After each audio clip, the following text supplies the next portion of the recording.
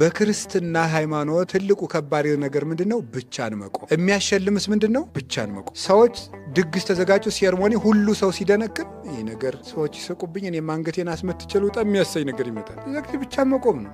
ሰው ሁሉ እስክስታ ስለወረደ የግድ መንቀጥቀጥ የለብህም። ከሳቁም ይሳቁብ። አቡነ ዘበሰማያት ብለው በማይበሉ ሰዎች መሃል አቡነ ዘበሰማያት መድገም አሁን ምንድን ነው? ገድሉ ነው። እጨጌ እስኪ ይበሉ ይላል። ለማሸማቀቅ ነው እንደዛ የሚለው። ሱሪ በሚለብሱ ሴቶች መሃል ቀሚስ ለብሶ መሄድ ጅልነት ነው። እንዴት እናድርግ? ጓደኞቻችን እንደ ጅል እየቆጠሩ ነው። ይቁጠራ። ከእግዚአብሔር ጋር መቆም አይሻልም እንዴ? ከጅሎች ጋር ተሰልፎ የጅል ዋጋ ከማግኘት ከብልሆች ጋር ተነቅፎ ከእግዚአብሔር ጋር መክበር ይሻላል። እግዚአብሔር ነዋ ክብር። ሰዎች ያከበሩትን ነገር ይንቁት ዛሬ። አምና ያከበሩትን ዘንድሮ ይንቁታል፣ ይታወቃል። ኢትዮጵያ ውስጥ በረባሶ የሚባል ጫማ ታውቃላችሁ? የመኪናው ጎማ ማለት ነው። የመኪናው ጎማ በጫማ ምስማር ደግሞ የሚባል አለ። ጫማ ምስማርም ራሱ በዚያ ጫማ ምክንያት የመጣ ነው የሚመስለኝ። በዚያ በምስማር ተመቶ ሰው ያን አድርጎ ይሄዳል እና 3 ብር ነበር የሚሸጥ እኔ ሳውቀው፣ ብር ከ50 ነበር። በ2000 ዓመተ ምህረት ይመስለኛል፣ እርግጠኛ ነኝ። ወይ አንድ ዘፋኝ ለብሶ ተዘፍኗል። በጣም ብዙ ውድ ዋጋው ነው። በሚሊኒየሙ ፋሽኑ ነው። ሰው ሁሉ ነጠላ ጫማ የከተማ ልጁ ላይ እያደረገ ሲጃጃል ነበር። መልሶ ደግሞ ይንቀዋል ሰው። የሰው ልጅ አይምሮው ተለዋዋጭ ስለሆነ ሰው ያከበረው ነገር ትልቅ አይደለም። ተለዋዋጭ ነው የሰው ልጅ። አምና በተደሰትንበት ነገር ዘንድሮ አይደሰትም። ቂጣኛ በሀገራችን አሁን ድሮ የተናቀ ሰው እንደሚበላው ነበር የምናውቀው። ምን ቂጣ ትጠፈጥፋለች ማለት የሴት ስድብ ነበር። አሁን ፒዛ የሚል ስም ወጥቶለት ከተማ ተሽሞን ሙኖ ነው የሚበላው። አሁን ቂጣ ነው እኮ ግን ምንም ሰላጣ ምናምን የተቀባ ቂጣ ነው። የሆነ ነገር ተጨመረበት ነው እና ቂጣ ስሟን ቀይራ ሆቴል ውስጥ ተከብራ ትሸጣለች። የሰው ልጅ ጭንቅላት ወረተኛነት እኮ ነው የሚያሳየው። እንዲሁ እኮ ግሮም እኮ እኔ ቂጣን ምን ጨነቀ ብዬ ነው በውድ ምገዛው። ፈልግ ቤቴ ያስጋግሬ በብረት ምጣድ በበርበሬ ያስቀብቻ አልበላም። ሽንኩርት ምናምን ከሆነ ከትፌ ጨምርበታለሁ። እንዲሁ ሰው ምን አብዶ ነው እዚያ ውድ ብር ገዝቶ የሚበላ? እንዲሁ እኮ ግርም ነው የሚያደርገው። ይኸው ሰው ጭንቅላቱ ተለዋጭ መሆኑ የምታዩት ለዚህ ይህ የሰው ልጅ ወረተኛነት ነው። እና ሰዎች ወረተኛ ስለሆኑ ሰዎች ላጨበጨቡለት ነገር ዘመን ተከትሉታል ተብሎ ሂዶ መግዛት፣ ሂዶ መሸጥ፣ ሂዶ መሰለፍ፣ አብሮ ማጨብጨብ፣ የሆይ ሆይታ እምነቱ ሆይ ሆይታ፣ ምን ስብሰባው ሆይ ሆይታ። አባ ገሌን እኔ እወዳቸዋለሁ ሲጀበላት ወዳቸውን ሁሉን ውደዱ ብሎ የለ ጌታ። ምእመንነትና ደጋፊነት ልዩነት አላቸው። ደጋፊ አጨብጫቢ ነው። ምእመንሳ ጸዳቂ ነው። ምእመን የሚጸድቅ ነው። የሚያጸድቀውን እየፈለገ የሚሰራ ነው። ምእመን ደጋፊ አይደለም። ተከታይነትና ምእመንነት የተለያዩ ነገሮች ናቸው። ሰባኪው የራሱ ተከታይ ያለው፣ መነኩሴ የራሱ ተከታይ ያለው፣ ጳጳሱም የራሱ ተከታይ ያለው እንዳርጉ የሚያደራጀው። እንደዚያ ሲሆን ታዲያ ምንድን ነው? ብቻን መቆም። ከማን ጋር? ከእውነት ጋር ነው። ዮሐንስ ወንጌላዊ ጌታ ሁሉ ይሰቀል የሚል ቄሱ ሁሉ ተሰብስቦ የኢየሩሳሌም ቄስ ሁሉ ጌታን ሲቸነክር ከእውነት ጋር የቆመ አንድ ሰው ነበር የምታዩት። እሱ ማን ነው? ዮሐንስ። ከእውነት ጋር አንድ ሰው ቁሞ ነው። ከውሸት ጋር ህዝቡ ሁሉ ቁሞ ነበር። አንድ ሰው ከእውነት ጋር ቁሞ አይደል? ለዚያ አንድ ሰው ነው ሰማያዊ ሽልማት የተሰጠው። ያቺ ሽልማት ማናት? እመቤታችን። ከእውነት ጋር ብቻውን የቆመ ሰው ብቻውን ትልቅ ዋጋ ያገኛል። ብቻውን። ያ እውነተኛ ሰው የተቀበለው በረከት ደግሞ ለሁሉ ይተርፋል። ቅዱስ ዮሐንስ እነኋት እናትህ ተብሎ ስለተቀበለ ነው ድንግል ማርያም ለእኛም እናታችን የሆነች። ይሄንን የሚገኘው ብቻን ማውቀው። ሰው ሁሉ የፈለገውን ሊል ይችላል። እውነት ከሆነው ከመሰለን እውነት ጋር አይደለም፣ እግዚአብሔር ከገለጠው እውነት ጋር ብቻችንም ቢሆን መቆም መልመድ አለብን። ይሄን በቤተሰብ መሀል እንለማመደዋለን። በጓደኛ መሀል እንለማመድ። ጓደኛ እንዲህ ሳለን ጓደኛዬ ነው ምን ላድርግ የሚባል ነገር የለም። ጓደኛ ነገ አይቆምልህም በክርስቶስ ቤት። ምድር አደራዋን በመለሰች ጊዜ ያን ጊዜ እናትም ልጇን አታድንም። ጓደኛ አይደለም ጓደኛ እንዲህ አድርጎኝ ጓደኛዬን እንዳይከፋው ብዬ አይባልም። የዛን ጊዜ ይሄ መልስ አይደለም። ብቻን መቆም ከማን ጋር እና ብቸኝነትን ደግሞ እንደ ደስታ ቆጥሮ ምን ማድረግ ነው? ማመስገን።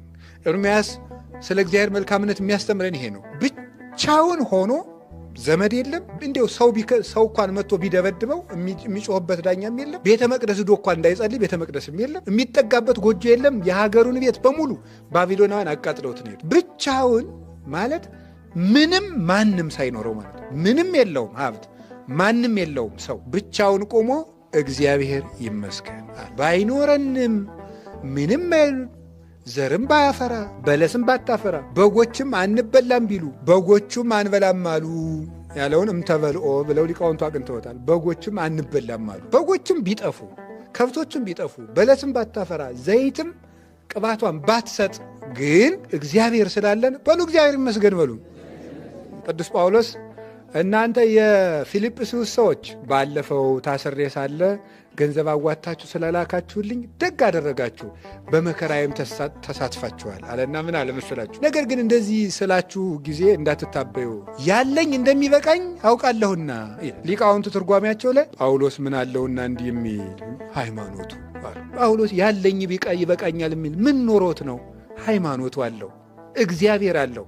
እግዚአብሔር ካለው የእግዚአብሔር የሆነ ሁሉ የሱ ነው። ምንም የለንም ግን ሁሉ አለናል። ምንም የለንም ሁሉ አለን። የሚያውቀን የለም ሁሉ ያውቀናል በእግዚአብሔር ዘንድ። ታዋቂ ሰዎች አይደለንም በእግዚአብሔር ግን የታወቅን ነን ብሎ የተናገረው ለዚህ ነው። እና እንደ ኤርምያስ ብቻ ነው እግዚአብሔር መልካም ነው ማለት ሲኖረን ዘመድ አጠገባችን ክብብ እንወድሃለን እንወድሻለን ስንባል አይደለም። ብቻን ቆሞ እግዚአብሔር ይመስገን። ብቻን ማለት ምን ነው? ከሀብትም ተለይቶ፣ ከጤናም ተለይቶ፣ ከቤትም ተለይቶ፣ ከዘመድም ተለይቶ፣ ጓደኛም ጠፍቶ፣ ጤናም ጠፍቶ፣ ሁሉም ታጥቶ፣ ሰላምም ጠፍቶ፣ በተለይ በዚህ ዘመን ይሄን የገጠመው ኤርምያስ ታዲያ በሰላም ዘመን ሆኖ ነው አይደለም። ሰላም በሌለበት ሰዓት ልብን ሰላም ማድረግ ለሚያምን ሰው ከባድ ነው። ለሚያምን ሰው ቀላል የሚሆነው እግዚአብሔርን ያሰብ ነው። ቅዱስ ዳዊት ይህን ተነግሯል። ደስ ነው የሚለው እኮ ቅዱስ ዳዊት እግዚአብሔርን አሰብኩት እናሳ ደስ አለኛል። ግፍ ሲበዛበት ፍትሁን ያስበዋል፣ ሲርበው መጋቢነቱን ያስበዋል፣ በኃጢአት ሲወድቅ ቸርነቱን ያስበዋል። እግዚአብሔርን አሰብኩት ደስ አለኛል። ፍጡርን ቢያስቡት ምኑን ደስ ያሰኛለሁ? ቅዱሳንን አይደለም። መልካም እንደሱ መልካም ይሆነዋል። እግዚአብሔር መልካም ነው። ዛሬ ወስዶ በስደት ሀገር ተንከባክቦ ከሄዱበት ሀገር እንደገና ሰላም ሰጥቶ እንደገና ደግሞ ከተማረኩበት ሀገር ውስጥ አስከብሮ 3 ደቂቅን የሚያሉ ጀግኖች ደግሞ አስመጣ። ጎበዝ። የእግዚአብሔርን ሰው መጨረስ አይቻልም። የእግዚአብሔር ሰው በምድር ኃይል አያልቅም። የእግዚአብሔር ሰው መቼም አለ። እግዚአብሔር በኢየሩሳሌም ብቻ የሚያሸንፍ አይደለም። ሰው ነው በሀገሩ የሚያሸንፍ። ዛሬማ በሰው ሀገር አግኝተኸኝ አይደል? ሰው የሰው አቅሙ በሰፈሩ ነው። እግዚአብሔር ግን ሰፈር ስለሌለው ባቢሎን ብትሄድ ይዋጋል፣ ግብፅ ብትወርድ እዚያም ያሸንፋል። እግዚአብሔር ከተማ ላይ ተወስኖ የሚያሸንፍ አምላክ አይደለም። ግዛቱ በሁሉ የሰፈነ ነው። እግዚአብሔር መንግስቱ ሰፋኒት ናት፣ የትም አለች። ፍርድ ቤት ወንበሩ በሌለበት ፍርድ አይሰጥም። እግዚአብሔር ግን ዓለም ሁሉ የእግሩ መረገጫ ናት። ሰማይ መንበሬ ነው፣ ምድር የእግሬ መረገጫ ናት ይላል። ስለዚህ እግዚአብሔር በቢሮ አይታጠርም። እግዚአብሔር በወንበር አይቀመጥም። እግዚአብሔር በአዳራሽ አይወሰንም። እግዚአብሔር ሰው በሰራው በጭቃ በጨፈቃ ባነጸው ቤት ውስጥ ተኮድኩዶ የሚቀመጥ አይደለም። እግዚአብሔር መቅደስ ውስጥ ፈርዶ ሜዳ ላይ የሚታጣ አይደለም። ፍርዱ የትም አለች፣ ጌትነቱ የትም ትሰራለች፣ እውቀቱ የትም ትመረምራለች፣ አይኑ የትም ይመለከታል። ምድርን ይመለከታታል፣ ትንቀጠቀጣለች። እጁን ሳይዘረጋ ተራሮቹን ይዳስሳቸዋል፣ እንደ ቅቤ ይቀልጣል። ክንዱ አይደክምም አይታጠፍም። እሱም ስሙ እግዚአብሔር ነው። እዚያ ውስጥ ዳንኤልን አስነሳው። ህልም እየተረጎመ 3 ደቂቅን አስነሳቸው። እሳት እያጠፉ ዳንኤልን አስነሳው። የአንበሳ አፍ እየዘጋ ከዚያስ እንግዲህ እስራኤላውያን ሰውም አልቋል፣ የቤተ መንግሥት ሰዎችም አልቀዋል። ማን ወስዷቸው መቅደሱን ይሰሩታል? ማን አደራጅቷቸው ነፃነት ያመጣሉ ሲባሉ እግዚአብሔር መሳሪያ አላደራጀ፣ ፈረስ አላሰለጠነ፣ ብረት አልሳለ። ምን አደረገ? የፋርሱን ንጉሥ አመጣውና የባቢሎንን ንጉሥ እንዲወጋው አደረገው። የባቢሎን ንጉሥ ሲሞት የፋርሱ ንጉሥ እግዚአብሔር መቅደሱን እሰራ ዘንድ አዞኛል አለ። ሂዱ መቅደሳችሁን ስሩ፣ ነፃነት ሰጣችሁ። እግዚአብሔር ከጨካይ ንጉሥ ከናቡከደነጾር ዘር አትርፎ ዘመን አስፍቶ ሞዓብና አሞን እንዲገብሩላቸው ማንም ሰው እስራኤል ቤተ መቅደስ ሲሰሩ በዙሪያው ያሉ አውራጃው ሁሉ እንዲገብርላቸው ብሎ አስገብሮ መቅደስ አሰርቶ አስከብሮ ስመጥር አድርጎ አስወጣቸው። እግዚአብሔር አንሰው የወረዱትን በስተው እንዲመለሱ አደረጋቸው። እግዚአብሔር ነውራችንን ወደ ክብር፣ ድክመታችንን ወደ ኃይል፣ መሸነፋችን ወደ ኃይል የሚለውጥ አምላክ። ስለዚህ እግዚአብሔር መልካም ነው። እግዚአብሔር መልካምነቱ ከስነ ፍጥረት ጀምሮ የነበረ ነው። እስኪ ስለ እግዚአብሔር መልካምነት ትንሽ ነገር ልንገራችሁ። እግዚአብሔር የመጀመሪያው እግዚአብሔር መልካምነቱ መልካም ማለት የዋህ፣ ደግ፣ ውብ፣ የማይጠገብ፣ ሰው ወዳጅ፣ አዛኝ፣ ርኅሩህ፣ በጎ ሁሉ ማለት ነው። መልካም ማለት በጎ ሁሉ፣ ያማረ ማለት ነው። መልካም ማለት ያማረ ማለት ነው። ፍቅር ያምራል፣ ትሕትና ያምራል፣ ደግነት ያምራል፣ ልግስና ያምራል። ስለዚህ መልካም ማለት ያማረ። እግዚአብሔር አንዱ መልካምነቱ ምንድነው? ብቻውን መኖር ሲችል ፍጥረት መፍጠሩ ነው። አይገርማችሁም? እኔ በጣም ነው የሚገርመኝ፣ እናንተም ይገርማችኋል። አሁን እንዲያው ፍጡር ባይጎልበት ሰው ይፈልግ ነበር? አይፈልግም። አንድ ፈላስፋ ነበረ። ምን አደረገ መሰላችሁ? የዚህ ዓለም ሰው ሙቶ ሲያልቅ ብቻዬን እኔ ይችን ምድር እየገዛው ልቀመጥ እንደ ልቤ ሙክቱን ሰው ሳይሻማኝ ማረድ፣ ወተቱን ሰው ሳይሻማኝ ማለም፣ መሬቱን ሰው ሳይሻማኝ ማረስ፣ እንደ ልቤ ልኑር ብሎ አሰበና እድሜ የምታራዝም እንጨት ፈልጎ ያችን በጥብጦ ብቻውን ሊጠጣ። ኧረ ሰው እንደው ይገርማል እኮ። ከዚያስ ደግሞ ድንገት ጠብ ሲል ሰው ቢረግጠው እንደኔ ሕያው ይሆናል ብሎ ቢኖ ሰው ከሌለበት ቦታ ሜዳ ሊጠጣ ገንቦውን ተሸክሞ በጥብጦ ያንን ጅልነቱ ነው እንጂ እኮ አንድ ጅብ ቢረግጠውስ የጅልነቱ ጅልነት። ሰው ጠልቶ ጅብ ጋር ሊኖር ነው ማለት። ሰው ከሌለበት ቦታ ብዬ ልጠጣው ሲል መልአኩ ምቀኝነት አይወድምና መጥቶ ገንቦውን ላይ ወደ ሰበረበት። በጎኑ ፈሰሰና ሰውነትን የሚያድስ ዕፅ ነው። ግማሽ ሰውነቱ ፈርሶ ግማሽ ሰውነቱ ሕያው ሆኖ ኖረ ይላል። ምቀኝነት አያቸው። ሰው ብቻውን መኖር ይፈልጋል፣ ብቻውን መክበር ይፈልጋል። ሰዎች ለምን ፋሽን ልብስ እንደሚለብሱ እንደሚገዙ ታውቃላችሁ? ሰው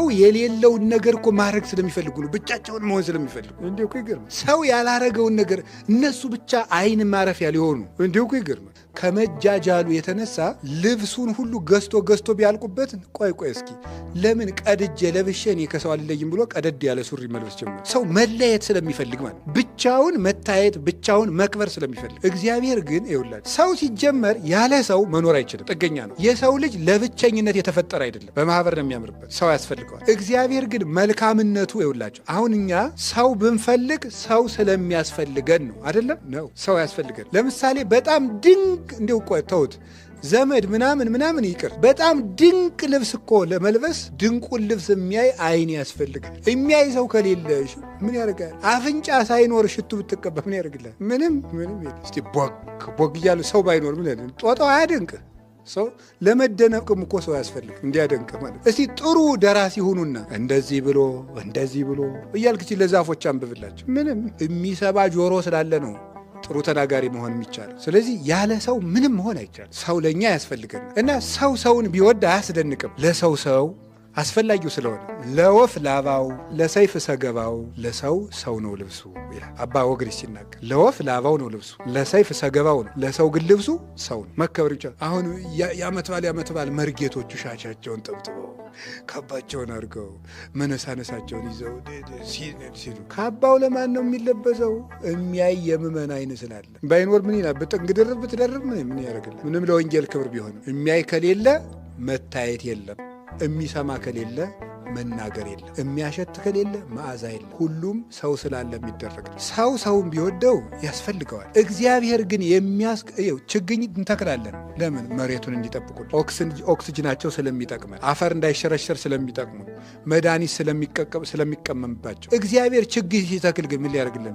መልካም ነው እግዚአብሔር የሚባለው ምንም ሳይፈልግ እግዚአብሔር ብቻዬን ልኑር እስኪ በቃ ቢል ምን ይጎልበታል? አመስጋኝ አይፈልግ። ባህሪው ምስጉን ነው። እኛ ምስጋና የምንፈልግበት ምክንያት ባህሪያችን የተነቀፈ ስለሆነ ነው። ልብ ብላችሁ ስሙ የእግዚአብሔር ቤተሰቦች። አንድ ሰው ቅዱስ እየሆነ ሲሄድ ምስጋና ለምን እንደሚያስጠላው ታውቃላችሁ? ምስጉን የሆነውን የእግዚአብሔርን መልክ እየመሰላት ስለሚሄድ ነው። እግዚአብሔር በባህሪው ምስጋና የሚያስፈልገው አይደለም። ለምን? ምስጉን ነው። የሰው ልጅ እየበቃ ሲሄድ ምን ይሆናል? ብፁዕ ይሆናል። ብፁዕ ማለት ንዑድ ክቡር የተከበረ ክቡር ነው። ስለዚህ አንተ አታከብረው ራሱ ክቡር ስለሆነ። ቅዱሳን እየበቁ ሲሆዱ ምስጋና ውዳሴ ከንቱ የሚያስጠላቸው ክቡር ስለሆኑ ነው። ለብርሃን አታበራለትማ፣ ለሽቱ አትረጨው፣ እሳትን አታነድለትም፣ ሙቀት አትጨምርለትም፣ በረዶን ቅዝቃዜ አይጨመርለትም። ለክቡር ክብር አይጨመርለትም። ክብር ስለሌለው ነው ሰው ክብር የሚፈልግ ሰው ክብር የሌለው ነው። እግዚአብሔር ግን መልካም ነው። ለምን? ሰላም አያስፈልገው? ሰላም ነው። የሚያፈቅረው አይፈልግ? ፍቅር ነው። የሚያመሰግነው አይፈልግ? ምስጉን ነው። የሚሰጠው አይፈልግ? ባለጸጋ ነው። የሚፈርድለት አይፈልግ? ዳኛ ነው። የሚያስታምመው አይፈልግ? ሕይወት ነው። እግዚአብሔር ምንም ሳይፈልግ ብቻዬን ልኑር ለእኔ ምን ያስፈልገኛል? አንዳንድ ሰው ሲኮራይታችሁ ምንድን ነው የሚለው? ምንህ እንደሆንኩ ታውቃለህ ግን ኩንትዘኩር የሚለው እስኪ ከኔ ተለይተህ ሞክረው እንደዚህ የሚለው አስፈላጊ ነኝ ብለው ነው። እና እኔ ለአንተ ብዬ ነው፣ እኔ ሁሉን ማድረግ እችላለሁ፣ ብቻዬን መኖር እችላለሁ። የምታየው ነው ሁሉ አለ። እነ እንትና አብሬ ሄድ ኑር እያሉ ተቻው ነው። እኔ አንተን ስለመረጥኩ ነው፣ ለአንተ ብዬ ነው፣ ስለምታሳዝነኝ ነው። ይመጻደቃል። እኔ በራሴ መቆም የምችል ሰው ነኝ ይላል። እግዚአብሔር ግን ምንም ሳይፈልግ ዓለምን መፍጠሩ መልካም ነው። ምንም ሳይፈልግ ዓለምን መፍጠሩ ሁሉ ሲሆን እሱ ምንም የሚፈልገው ሳይኖር ይሄንን ነገርማ የእኔ መልካምነትማ ልፍጠርና ለፍጥረት ልስጠው ማለቱ ይሄ እግዚአብሔር መልካም ስለሆነ ነው። እግዚአብሔር መልካም ነው። እግዚአብሔር የፈጠረው ፍጥረት ሁሉ መልካም ነው። መጽሐፍ የመልካም ነገሮች ምንጭ ነው። እግዚአብሔር መጽሐፈ መክብብ ምዕራፍ 3 ቁጥር 11 ላይ እግዚአብሔር ሁሉንም በጊዜው ውብ አድርጎ ሰራው ይላል። እግዚአብሔር የመልካም ነገሮችን ሁሉ የፈጠረ ነው። መልካሙ ሁሉ የእግዚአብሔር ነው፣ ክፉ ሁሉ የዲያብሎስ። እግዚአብሔር መልካም ነው። በመልካምነቱ ነው መልካም ነገሮችን የፈጠራቸው። ፍጥረት የመልካምነቱ ምንጭ ነው። ከዚያ ውስጥ መካከል ለሰው ልጅ ያደረገው የፍጥረት እንክብካቤ፣ በፍጥረት ጊዜ ለጥቃቅን እንስሳት የሰጣቸው ጥበብ፣ ለቀበሮ ብልህነትን፣ ለርግብ ደግነትን፣ ከጠላቶቻቸው እንዴት እንደሚያመልጡበትን ነገር፣ ለሚዳቆ ፍጥነትን ሰጥቷታል። ፍጥነትን ባይሰጣት አንበሳን ሩጣ አታመልጠውም። ላይጥ ጉድጓድ በቆፈርን ሰጥቷታል። ባይሰጣት ከድመት እንዴት ብላ ታመልጥ ነበር? ጉድጓዷን ቆፍራ እኮ ነው። እንዲሁም የገጠሩ ሰው ሲተርት እኛም አውቀናል፣ ጉድጓድ ምሰናል አለች ነው የሚባለው። ጉድጓዷ አሁን እኮ ነው ድመት ላይ የምትቀልደው እያለች ያርጋቸው። አይጥን የሚጠብቅ አምላክ አይገርማችሁም? ይህ እኮ መልካም ጉድጓድ መቆፈርን ማለት ዩኒቨርሲቲ ነው የተመረቀችው። እግዚአብሔር እኮ ነው ያስተማራት። አይጥ እንዴት እንደምትጠበቅ የሚያስብ እንደሱ ያለ መልካም ምናል። እውነት እኮ ነግራችሁ ሰውን ቢጠብቅ አይደንቀኝም። አይጥ ሆይ ጉድጓድሽን ቆፍረሽ ድመት ስትመጣብሽ አምልጭ ብሎ ጥበብ የሚሰጥ አምላክ እሱ እግዚአብሔር ነው። አሁን እዚህኛ ውዳሴ ማርያም ስናደርስ ማታ ከሰዓት በዚህ በዛፉ ላይ ጠልጠል የሚሉ የሆኑ እንደ ዛፍ ላይ የሚወጡ ነገሮች አሉ፣ እንደ ድመት የሚመስሉ። አሁን ለነሱ ደግሞ ምን የሰጣቸው ለምንድን ነው? እነ ውሻን እንዲያመልጡ ነው። ለነዚህ ዛፍ መውጣትን፣ ለወፎች እሳ መብረርን ቢሽከረከሩ ድሮ እባቡ ተምዘግዝጎ ይወጣቸዋል። እባቡ ደግሞ መብረር አይችልም። ለወፎቹ መብረርን ሰጣቸው። እንዲህ ግርማል። ለፍልፈሉ ጉድጓድ መማስን፣ ለሽኮኮዎቹ ዛፍ ውስጥ መሆኑን፣ ለኤሊ ሰውነቷን ሽፋን አድርጎ ፍጥረትን ሁሉ አድርጎ የሚንከባከባቸው። አሁን እነዚህ ሁሉ ምን ሊያረጉለት ነው? እኔ እኮ የሚገርመኝ እኮ እሱ ነው። እንዲሁ ሌላው ይቅር፣ አይጥ እኮ የምታጠፈውን ጥፋት አሁን መጽሐፍ ቅዱስ ትበላለች። እሷ የራሱን መጽሐፍ ሰማይና ምድር ያልፋል ቃል አያልፍም ያለውን መጽሐፍ ሄዳ እየበላች እሷን ይጠብቃል። እንዲህ አይገርማችሁም? ለጉንዳን ጉልበትን ሰጥቶ ጥበባቸውን አድርጎ ክረምት እንደዚህ አድርጎ ክረምት በጋ ሸክፎ ክረምት እንዲህ አይምሮ የላቸው እንዴት አድርጎ ነው የሚመግባቸው? አንተ ሰነፍ እኔ ነገሌ አያስተምረኝም አትበል። የምትታበይ ከሆነ እግዚአብሔር እንኳን ሰውን ጉንዳንን መምህር አድርጎ ይሾምብሃል ብሎ ቅዱስ ዮሐንስ አፈወርቅ። ጉንዳን ለሰው ልጅ መምህር ነው። አንተ ታካች ሂድና ጥበብን ከገብረ ጉንዳን ተማር ብሏል ሰሎሞን። ምግባቸውን በበጋ ያከማቻል። አንበጣውን ስታዩት መሪነትን ከአንበጣ ተማሩ ተብለን ተነግሮናል። አንበጣ በምንድን የሚመራ? በአንድ አውራ ነው የሚመራ። በአንድ ዝም ብሎ በመንጋው ነው የሚመራ። አይለያይ። በፉጨት በድምፅ እየተመሩ ይሄዳሉ አንበጦቹ። ይህ በክርስቶስ ቃል የሚመሩ አንድ የሚሆኑ ምእመናን ናቸው። እነዚህ አንበጣ እንደ ንብ አውራ የለውም። ዝም ብሎ ምንድን የሚሆነው? በድምፅ ነው የሚመራው። በመንጋ ሆነው በህብረት የሚኖሩ አለቃቸው ክርስቶስን ብቻ የሚያደርጉ የዚያ ምሳሌ ነው። የማይጠቅሙትን ፍጥረቶች መፍጠሩ፣ አይጡ፣ ጉርጡ፣ ቅንዱ። አሁን እንግዲህ ክረምት የማይፈላትል የለ። ያ ሁሉ መፍጠሩ እግዚአብሔር መልካም። ለሰው ልጅ ያደረገው እንክብካቤ። ፀሐይን የፈጠረለት ለማን ነው? ተናገሩ እንጂ ለሰው ነው። አዝመራውን ያበስሉለታል። ልጁስ የሚያድገው በምንድን ነው? የከተማ ልጅ ይሞቅ አይሞቅ እንጃ። ድሮ እናቶቻችን ገጠር ህፃኑን ልጅ ሆዱን ሁሉ ቅቤ ይወለውሉና ያሰጡታል። ይሞቃል። ጥሩ የሆነ ለሰስ ያለ ፀሐይ። ቅቤውን አላውቀውም ለምን እንደሚቀቡት። የእናቶች ሳይንስ እኮ ራሱ ገና ተጠንቶ አላለቀም። ቅቤ ቀብተው በደንብ አድርገው ፀሐይ ያሞቁታል። እንግዲህ እናቶች ባዮሎጂ አልተማሩ፣ ምን አልተማሩ፣ ቫይታሚን ዲ ዚና ያለ ምናምን አልተባሉ። ከእግዚአብሔር የተማሩ እናቶቻችን። ፀሐዩ ልጁን ያሳድገዋል፣ ቫይታሚን ዲ ያስፈልገዋል። ይሄውን አዝመራው በፀሐይ ይበስላል። ጨረቃን የፈጠረው ለኛ፣ ከዋክብትን የፈጠረ ለኛ፣ እጽዋትን የፈጠረ ለኛ፣ አራዊት እንስሳት የተፈጠሩ እኛን ለማገልገል። ከዚያስ መላእክት የሚጠብቁን እኛ። የመጨረሻ በአርአያው የፈጠረው ማን ነው? ሰው። ይሄ እግዚአብሔር መልካም። ማንም ሰው ውበቱን ማካፈል አይፈልግም። እንደዚህ ያደረገ እግዚአብሔር ብቻ ነው የምናውቀው። ማንም ሰው የኔን መልክ አንተ ያዝ ማለት አይፈልግም። ስናወራ እንኳን ምን ቢል ነው የሚሻለው? አንተ እኮ መልክ አለ ብንለው አንድ ሰው ምኔ ይላል። ማወቅ ይፈልጋል። እሱን መከረውን የሚያየው እሱን ራሱ ጆሮ ምናምን እንድንለው ይፈልጋል። ተለይቶ አንተ እኮ ትበልጠኛለህ በምን በትከሻ ብንለው ደስ ይላል። መለየት ነው የሚፈልግ። እግዚአብሔር የራሱን መልክ ሰጥቶ ፈጠረ። ይሄ አሁን ለኔና ለናንተ ይገባን ይደንቀን አይደንቀን በጣም የሚገርም መልኩን የሰጠ መልካም ማን ብቻ ነው? እግዚአብሔር። ኦሪት ዘፍጥረት ምዕራፍ 1 ቁጥር 6 ላይ በአርአያው በአምሳሉ ፈጠረን ማለት ቀላል መሰላችሁ? እግዚአብሔርን ማንም ሰው እኮ እግዚአብሔርን የሚመስል ውብ ነው፣ መልከኛ። ይሄ እግዚአብሔር ለሰው ልጆች ያደረገው መልካምነት ነው።